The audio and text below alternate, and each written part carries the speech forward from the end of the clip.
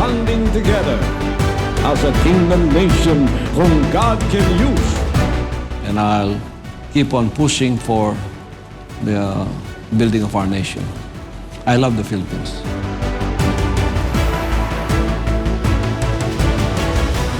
Mula sa 15 miyembro, ngayon, milyon-milyon na ang mga tagasunod ni Pastor Apollo C. Quiboloy sa buong mundo. A nation's success, including the kingdom nation, and prosperity is tied to its obedience to God and recognition of His laws and ordinances which are written in His Word.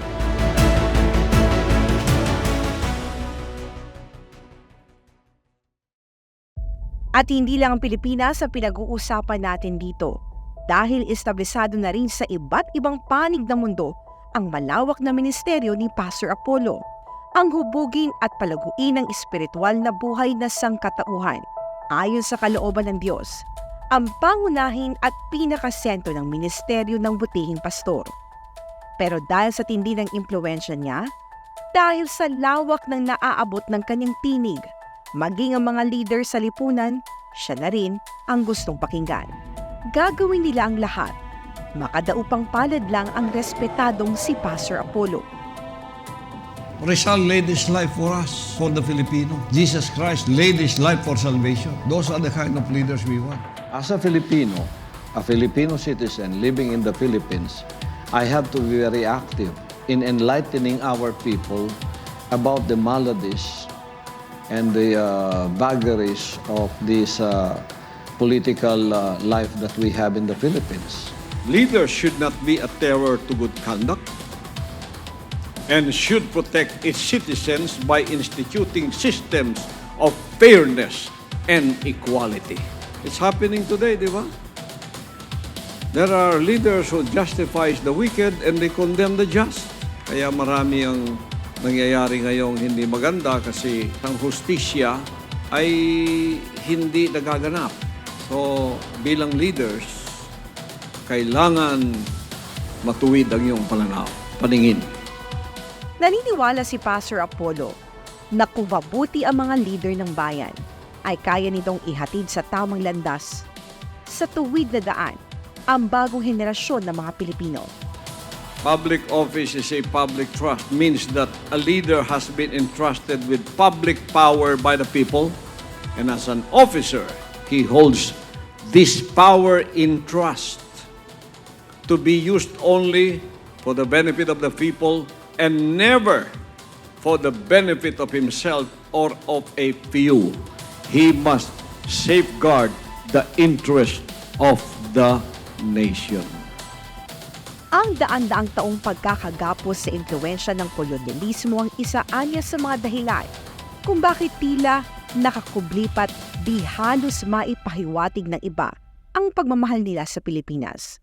Ang tuluyang wakasan ng higit 50 taong panghahasik ng dahas ng CPP-NPA-NDF, ang isa sa mga minimithi ni Pastor Apollo.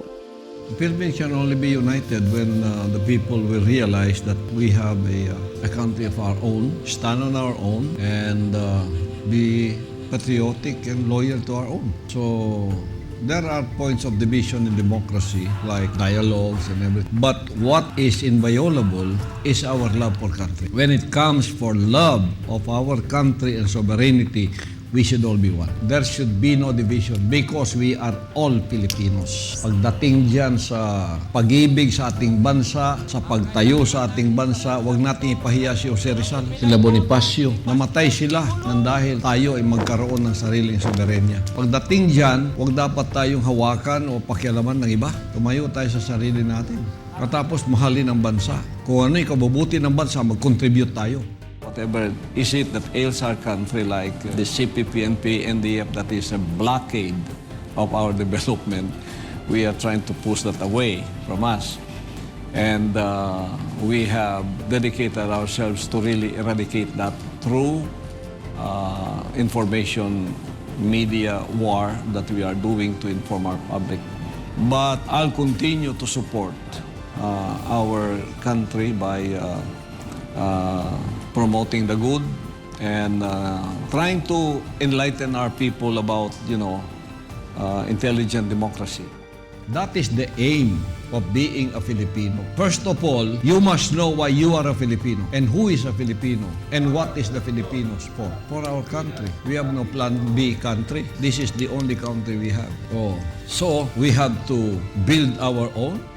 Bagay na isinusulong rin ni dating Pangulong Rodrigo Duterte. Matalik na magkaibigan sina Pastor Apollo at dating Pangulong Rodrigo Duterte. Kahit nung nagsimula pa lang ang ministeryo ni Pastor Apollo at may mangilang-ilang miyembro pa lang ay malapit na sila sa isa't isa. Sa katunayan, ang pagkakaluklok ni Duterte bilang ika-16 na Pangulo ng Pilipinas ay resulta ng tinatawag na divine intervention na ipahayag ng Diyos kay Pastor Apollo na naging presidente ito ng bansa. I told him about this revelation that came to me. I said, Mayor, what is this revelation of mine God gave me that you invited me to Malacanang, and when I went there, we are going to play golf. You're not the mayor anymore. You are the president of the country, surrounded by generals. We saw him rise from the bundaks of the province, what the Manilans called the province of Davao, who to them is just like a barangay, rose from nothing as of no political machinery, no leaders of the country, just a mayor, rise up from where he was to become the president of our country, and that he made this country great again. Si Pastor, kaya ko nakilala yan. Tignan mo how yung journey ni Pastor from Kapilya. Siguro mga situbensya niya noon, mag-abot siguro nang makita ko palagi, magpunta ako. 12, 13, 14. 15. Tapos magsinyas lang ako, kita ko si Pastor. Por respeto, magbaw ako. Hindi pa in-acknowledge ni Pastor, magtanong yung NPA, anong ginagawa mo dito? Sabi ko, magbisita ako sa appointed son of God.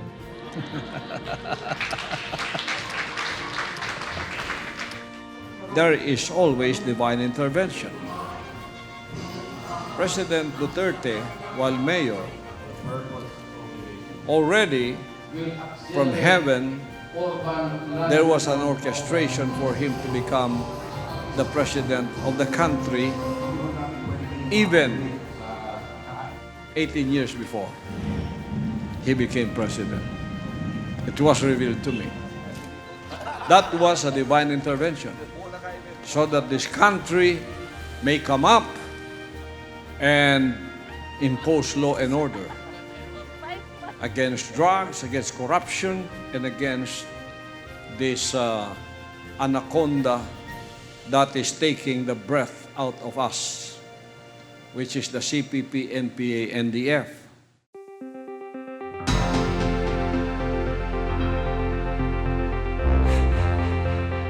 I, Rodrigo Roa Duterte, do solemnly swear to the service of the nation. So help me God.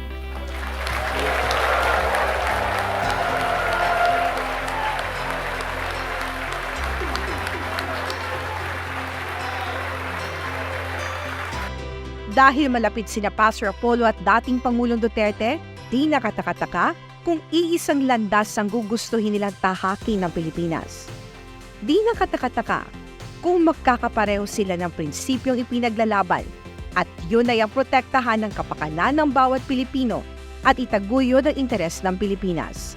Mayor, it is, I think, an understatement if I say the achievement you have done in your presidency for these 6 years that you were in office. The build, hindi na siya mapantayan yan. Yung modernization of the armed forces, pagpapataas ng sweldo ng kapulisan, ng military, ng nurses, ng mga teachers, universal health kelo, yung sa mga teachers, at yung license natin, driver's license at passport, naging 10 years. Free tuition, and many, many more. For me, and for many other people I've talked to, you are a Philippine hero.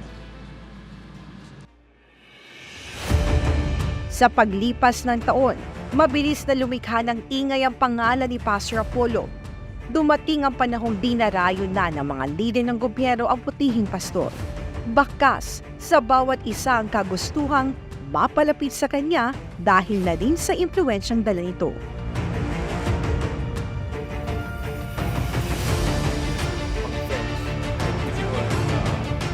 Question to answer.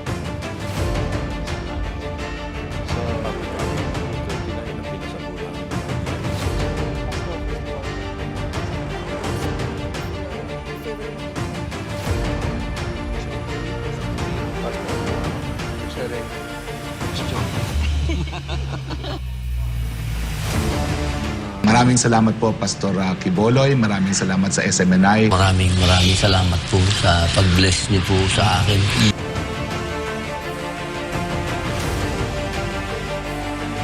Kung paanong nangangaral ng walang takot si Pastor Apollo ay siya ring tapang niyang magbigay ng kanyang opinyon patungkol sa iba't ibang isyong kinakaharap ng bansa.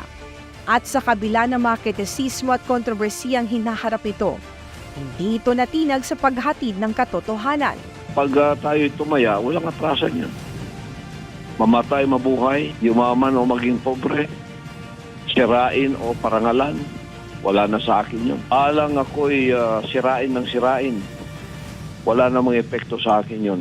Basta wag lang masira ang bansang Pilipinas at wag lang masira ang kinabukasan ng ating bansang ito na mahal natin. Nagpepestahan ng iba't ibang mga interes ng ibang mga bansa. Tulad nitong mga banyagang nariritong gustong umawak pa rin sa atin. Pilipinas ang pinag-uusapan, bansa ko, lupa ko. Ano ako? Lilitawan mo si Rizal at Bonifacio sa akin. Dugo ng mandirigma yan. Lupa ko ito eh. Dito ako'y pinanganak, dito ako lupang sila. Loyal ako from Luzon, Visayas, and Mindanao. Ang lupang yan, ipagtatanggol ko yan. Tunay na kalayaan at pagpapalaganap ng katotohanan. Yan ang prinsipyo na ipinaglalaban ni Pastor Apollo bilang isang tunay na Pilipino.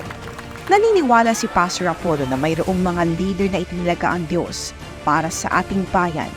Pero ang susi sa pagkakaisa at katagumpayan ay ang pagtayo sa tama, kalakip ang pagmamahal na ipinagkaloob ng Diyos na pinakamakapangyarihan sa lahat. You have to have a cause, a rightful cause, a noble cause. And to become a good leader, you have to have a good cause. Not yourself. True leaders are selfless. They're not selfish. They are selfless for that cause that will profit everyone, that will benefit the humanity as a whole. They can contribute good as a whole in the environment, in the economics, in the spiritual first of all, and in good relationships with the communities around them. Oh, ganun ang mission natin sa lupang ito.